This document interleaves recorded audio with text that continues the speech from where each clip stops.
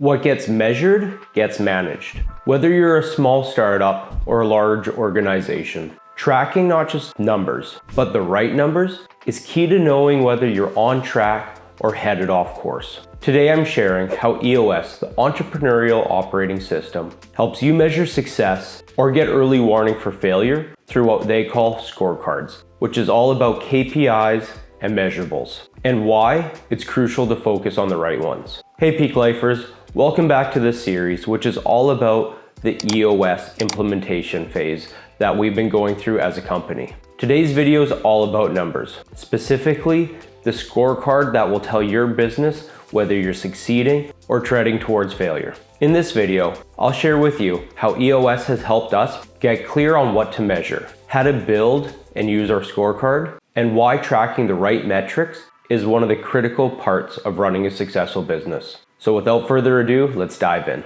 In business, if you're not measuring, you're guessing. EOS places a heavy emphasis on tracking the right data in the right level of the organization, which allows you to see not only how your business is doing at a glance, but also how every department is doing.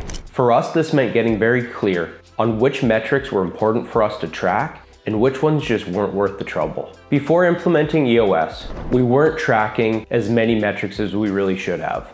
And the ones that we were tracking weren't necessarily the most useful. We were making a lot of decisions based off emotions and not on facts. But over the course of the past year, we've constantly refined our scorecards, not just at the top leadership level, but throughout every department, where the goal is to have the measurable, also known as a KPI, as close to the person who's responsible for it as possible. Every person in the organization should have a number that they're responsible. They should know what their goal is, and if it gets off track, there should be a way to solve that. To keep track of all of this is one of the most valuable tools in EOS, and that's called the scorecard. Think of the scorecard as a weekly business overview snapshot. If you were on the beach somewhere with a pina colada in your hand and you had to know how your organization or how your specific department was doing, what measurables would you need to tell whether it's successful or heading off course? The scorecard is a tool that shows what these measurables are, who's responsible for it,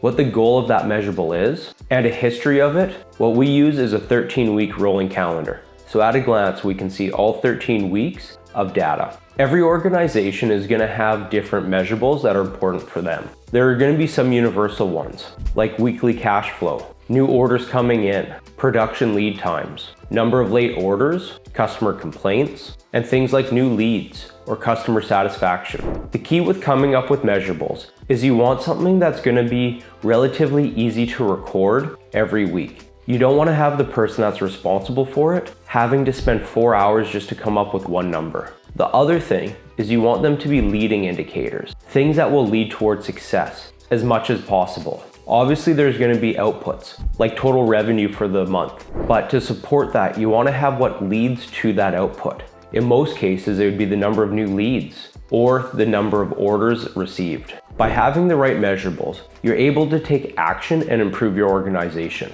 If we look at a measurable, for example, of customer satisfaction, if you notice this is trending down, then you can make an issue out of it and figure out exactly what the root cause is. Is your website too slow? Is your fulfillment process too complicated? Or does your product just suck? Once you identify the root cause, you can then take action and get that back on track. But it's important to note that not all metrics are created equal, and this will take time to refine your process. So one suggestion is that you continuously audit your scorecard and make improvements. Which numbers really show the health of your business and which ones do you never take action on? A great way to start is by working with a professional implementer. And as I've mentioned in previous videos, I have no affiliation with it at all. But these can help you set up what other measurables similar organizations use. There's often going to be a balance of finance, sales, marketing, and operations. But every business is going to have a unique blend of it. The next step is to take a look at what your bottleneck in growth is, whether it's sales, product fulfillment, maybe your finance department, and then dive into that and figure out which measurables will give you a leading indication of success or an indication of when things are getting off track. A great example of this is for businesses that are in the manufacturing industry, and that would be late orders. If you track the number of your late orders and then the person who's responsible for that. Anytime that there is a late order, it becomes an issue, and that has to be solved. Pretty soon you'll find out there's only a few root causes that's continuously causing these late orders, and once you solve them, your problem will go away. And I know this is a lot of information, so I want to break this down into a few steps, because building your scorecard isn't just about throwing a bunch of numbers on a spreadsheet. Instead, it's about thinking strategically about what drives success in your business and how to measure that. So here's a few tips how to do that. Step 1, as a business, identify your top priorities for running your successful business. Start off with just the top 5 functions that drive your business forward. Step 2 is to choose leading indicators that predict success of those priorities. For example, for most businesses, a key part to keeping them above water is accounts receivable. You have to get paid. So leading indicator of that would be your accounts payable past due. Next, step 3, assign an owner to each one of those. This person should be the one closest to it and is responsible for that measurable and reporting it weekly. And then step 4, review your measurables as a part of your weekly level 10 meeting. And anything that's off track can then be asked, is this an issue or not? If it's an issue, it drops down to the issue solving log, and then at that point, the team can identify, discuss, and solve it. One thing that I've learned over the process of implementing EOS is that ownership is key. When you have multiple people responsible for a number, no one is. But when only one person is responsible for that number, it creates a psychological effect that they don't want to see it off track. So they'll be more willing to put in the work to figure out why it's off track and how to solve it. This helps create accountability and to keep the team focused. And as I've expressed in the other videos in the series, EOS operates in a 90-day world where every quarter or 90 days, you set your new rocks, your priorities for that quarter. Now these rocks, when complete, will help you achieve your 1-year plan. And the scorecard is a way to show that you're on track to achieving those 1-year plans. For instance, if your 1-year plan includes a revenue goal, as I'm sure most businesses will, you'll obviously create rocks to help support that revenue goal. And then in your scorecard, it could be something like monthly sales, where that becomes the 1/12th portion of your overall year. Now, with your scorecard, you can see how you're progressing with that week after week.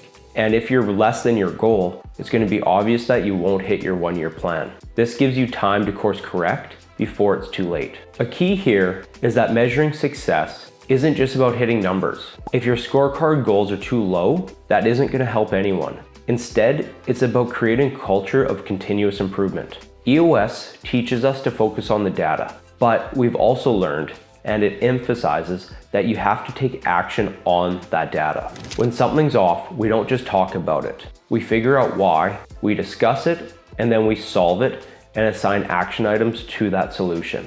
And that's the key to driving real progress. And to wrap it up, here are a few final thoughts. Numbers don't lie. What gets measured gets managed. And with EOS, it helps create a system that you can both measure and therefore manage, but also one that you can improve on. So creating a scorecard, and once you have the right numbers, and again, this will take time, but then you'll really be able to see your progression towards that 1-year plan. With all of this, whether it's using scorecards to track performance or measuring progress towards your rocks, the key is to stay consistent and don't be afraid when something's off. Instead, take it as an opportunity to fix a bottleneck in your organization. Thank you for watching this video all about data in EOS. And if you enjoyed this, continue watching here for the next video in the series. Thanks, and we'll see you there.